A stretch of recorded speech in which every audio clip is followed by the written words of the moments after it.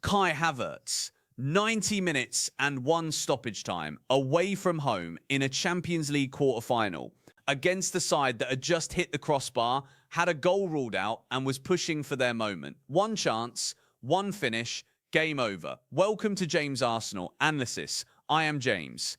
And tonight, we are breaking down every single detail of one of the most significant Arsenal results of this entire season. A 1-0 victory at the Estadio José Alvalade that has put this club one step away from a Champions League semi-final for the second consecutive year. Before we go any further, if you are new to this channel, hit subscribe right now, turn on notifications. This is the place where Arsenal gets the analysis it deserves. Not hot takes, not noise, but real tactical intelligence combined with real supporter passion. Like the video, drop your thoughts in the comments, and stay with me until the very end, because we are going through this one in full detail.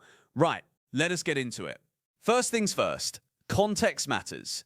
You cannot understand the magnitude of this result without understanding what Arsenal walked into tonight. Mikel Arteta's side came into this quarter-final first leg, carrying the weight of consecutive Premier League defeats. 2 losses on the bounce in the league. Scrutiny building, questions being asked publicly loudly about whether this squad had the mental fortitude to respond when the pressure came on. Whether a team that had been here before, that had reached the semi-finals last season before falling to PSG, could find that level again when it mattered most. And then they went to Lisbon, away from home. European knockout football, a ground that holds over 50,000 passionate supporters. A Sporting CP side that plays with genuine quality under Rui Borges. And that, let us be absolutely clear, is a different animal to what Arsenal faced last season. This is not a team you walk through. This is a team that beat good sides to get here. The atmosphere at the José Alvalade was everything you would expect. The supporters were loud, organised, and absolutely behind their team from the first whistle. And Arsenal handled it. That is what I keep coming back to. They handled it. Let us start with how Arsenal set up, because this was a performance built on structure before it was built on anything else. Arteta came to Lisbon with a very clear defensive plan, compact, organised, and disciplined in the midfield third. The objective was simple: deny Sporting the kind of vertical transitions they rely on when they are at their best. Rui Borges loves his side getting the ball forward quickly through the lines, using wide runners and the movement of their striker to create diagonal opportunities. The game plan was to cut that off at the source. Declan Rice was the engine room of that plan. His positioning was exceptional throughout. Every time Sporting tried to play through the press, Rice was reading it.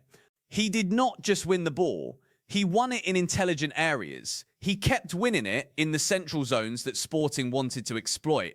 He stayed disciplined when Arsenal were on the ball, and he was relentless when they were without it. His work rate is something you have to watch closely to truly appreciate, because the highlights reel will never fully capture how many dangerous situations he quietly suffocated before they ever developed into anything threatening. Martin Zubimendi, alongside him, brought composure. You know what I appreciate about Zubimendi? He does not complicate simple things. He receives, he moves it, he rotates, he holds his shape. In a game where the tempo was being dictated as much by defensive structure as by attacking intent, that kind of intelligence in possession is worth its weight in gold. And yes, he had a goal ruled out in the second half that I will come to, but across the 90 minutes, he was consistently reliable in the engine room. The backline stayed deep enough to deny space in behind, but not so deep that they invited Sporting to pin them inside their own half. William Saliba was commanding, Gabriel Magalhaes was aggressive and physical. The wide defenders restricted space without ever overcommitting, which is important when you are facing a side with the pace and technical quality that Sporting have on the flanks. In possession, Arsenal looked for width. They tried to stretch the Sporting defensive block and find spaces in the half channels. But to be honest, they could not unlock it at will. Sporting defended very well. They dropped into a back 5 when needed, narrowed their lanes, and made it extremely difficult to find the decisive pass through the middle. This was a chess match. A tactical duel, and for long stretches, it was exactly that. A draw on points, neither side finding the winning move, until the very end. I want to give Sporting their credit here, because this is a serious football club with serious footballers, and they gave Arsenal real problems tonight. Fotis Ioannidis signed in September to lead their attack after Victor Gyökeres made his move to Arsenal in the summer. Worked hard. He is not Gyökeres, no one is Gyökeres, but he pressed intelligently and caused moments of concern for the Arsenal centre-backs with his movement. He is a player who gets into good areas and creates chaos. He did not score tonight, but he was not invisible either. But the moment that really showed how dangerous Sporting can be came early. Maxi Araujo picked up possession out wide, drove inside with genuine pace and intent, and struck the crossbar. That ball was heading towards goal. It was a legitimate, clear opportunity. David Raya, and I will come to him properly in a moment, made an outstanding save in that sequence, getting a hand on the effort and turning it onto the woodwork. That was a warning shot. That was Sporting saying, we are not here to sit back and absorb. We want to play. We want to compete. And they meant it.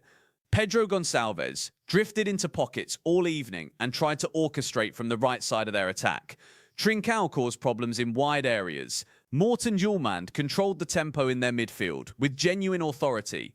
The Dane is a genuinely excellent footballer, captain for good reason, physical and intelligent in equal measure. And when Sporting lost that disallowed goal, more on that shortly, it could have deflated them. It did not. They kept pressing. They kept working. Rui Borges had his team organised and hungry until the very last minute. The XG figures at the end of this game told an honest story. Sporting generated 0.84 to Arsenal's 0.79. They had more shots on the night, 11-7. On the balance of the whole match, you could argue Sporting was slightly the better attacking side in terms of volume. Arsenal were better in the decisive moment. That is football. That is European football at its most unforgiving, and that is why you prepare for 90 minutes and do not celebrate until the whistle goes. I want to spend some time on the key turning points in this match, because there were several and each of them could have changed the narrative completely. The first turning point was the early Arrow chance. Had that gone in, everything changes. Arsenal would have been chasing the game in an away fixture against the side that presses with real intensity when they have a lead. But Raya kept them level, clean sheet protected, composure maintained. The second turning point was one of the more unusual incidents of the night. Noni Madueke, direct, unpredictable, always willing to take risks, delivered a corner that struck the crossbar directly. That is a rare thing. A corner going in without anyone getting on the end of it is a near miss that almost no one talks about afterwards. But had it gone in, we would be talking about the goal of the tournament. It did not. Another warning about how thin the margins were tonight. The third and most significant moment before the winner was the disallowed Zubimendi goal. Martin Zubimendi picked up possession outside the Sporting box and struck it crisply and accurately. It went in. The Arsenal bench celebrated. The away end erupted for a moment. And then VAR stepped in. The check revealed that Victor Gyökeres in the build-up phase was in an offside position. Gyökeres, the man Sporting sold to Arsenal for £55 million in July, was ruled to have been offside in the sequence that led to Zubimendi's effort. Goal ruled out, Sporting relieved. Arsenal reset. There is something extraordinary about that moment and its context. The striker that Sporting sold in the summer, the striker who scored 97 goals in 102 games while wearing their shirt, was involved in an Arsenal attack against them in a Champions League quarter-final. And that involvement ultimately cost Arsenal a valid goal, at least in the eyes of VAR. Football writes its own drama. You genuinely could not script it. After the disallowed goal, something shifted in the dynamic of the match. Arsenal came again, and again. They built pressure in that final quarter of the game that you could feel was pointing towards something. It had that energy, that accumulating intensity, where you sensed the goal was coming from somewhere. If only Arsenal could find the right moment. And then came the moment. Gabriel Martinelli received the ball in a wide area. He was sharp, alert, switched on. He had the pace to drive at the Sporting defender and the composure not to rush the final decision. He found the space. He delivered the pass into the box. Kai Havertz was there. Now, there are things you cannot coach. You can drill movement patterns and work on your finishing for hours every day. But the instinct to arrive in the right place at the right moment in stoppage time in a Champions League quarter-final, in an away ground with over 50,000 hostile supporters, that is something else entirely. That belongs to a different category. Havertz finished with composure, not desperation, not a flick or a scramble. He controlled the moment and put it away cleanly. And the net moved, and the linesman's flag stayed down, and VAR confirmed, and it stood. Arsenal won. Sporting 0. 90 minutes and 1. I want to talk about Havertz specifically, because I think this player deserves a full-throated defence from this channel. The conversation around Kai Havertz has never been simple. When he arrived at Arsenal, there were questions about where he fit, what his best position was, whether he was the answer or just a solution. He has had moments of brilliance and moments where he has disappeared from games. He is not a player who dominates through volume. He is a player who influences through timing. And tonight was the perfect example of what Kai Havertz offers at his best. He came off the bench when the game needed a different energy in attacking areas. He did not force it. He found his position. And when the ball arrived, he delivered. That goal is worth more than 3 Premier League points. That goal is a 1-goal first-leg lead in a Champions League quarter-final. That goal changes the entire calculation of this tie. I have spoken about the goal and I have spoken about the tactics, but I have to give David Raya a proper segment here because his performance was central to this result. I would not make that early save. If Araujo's effort goes in cleanly rather than deflecting off the goalkeeper's hand and onto the bar, this is a completely different evening. Arsenal might still have found a way back, but winning from behind in an away European tie is one of the hardest things in football. Raya prevented that from ever being a factor. But beyond that one save, Raya was composure personified throughout. His distribution was clean and controlled. His communication with the back line was organised. In the moments when Sporting pressed and Arsenal were under pressure, Raya looked calm, not nervous, not scrambling, calm. That calmness is infectious. When a goalkeeper looks settled and in control, the defenders in front of him respond accordingly. You could see it in the way Saliba and Gabriel Magalhaes went about their work. Not rushed, not panicked, just professional. Raya sets that tone. A clean sheet away from home in a European knockout match is everything. Arsenal go to the Emirates with a 1-goal advantage and a clean sheet. The pressure for the second leg now sits entirely on Sporting. Let me pull back now and look at what this result means in the wider context of Arsenal's season.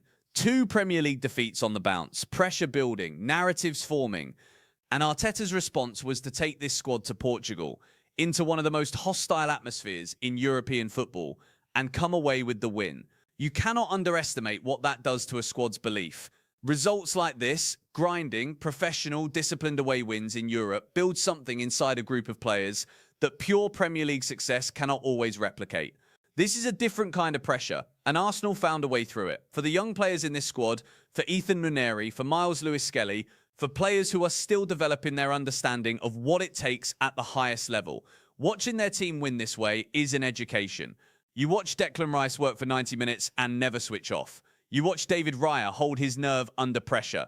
You watch Havertz come off the bench and change the game. These are lessons that cannot be found on a training ground. There is also a broader European context to consider.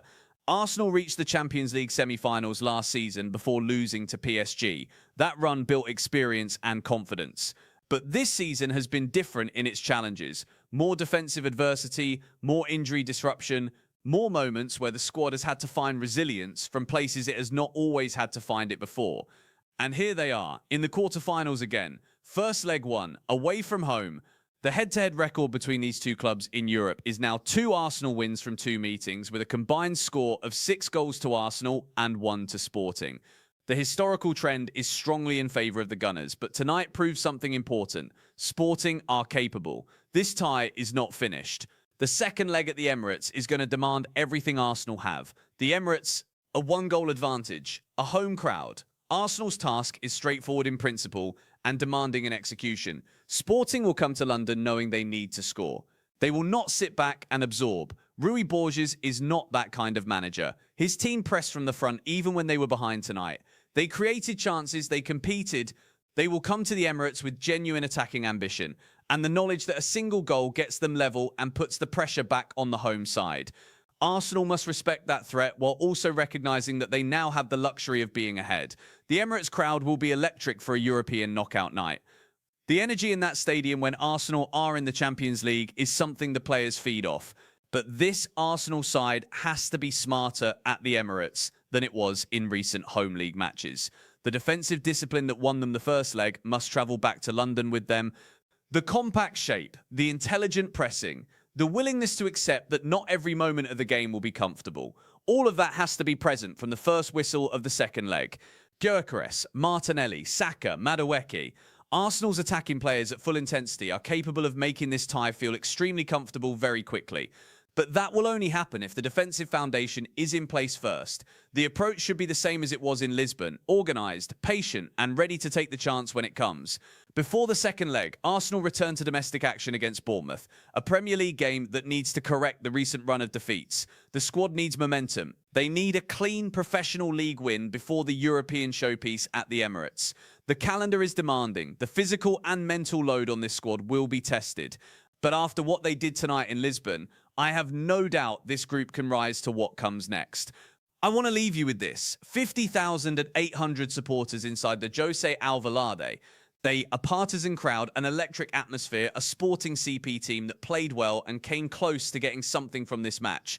And Arsenal went there carrying the weight of consecutive defeats, carrying the pressure of a club expected to compete at the very highest level. And they kept their shape, they kept their nerve, and they scored in stoppage time to take the win.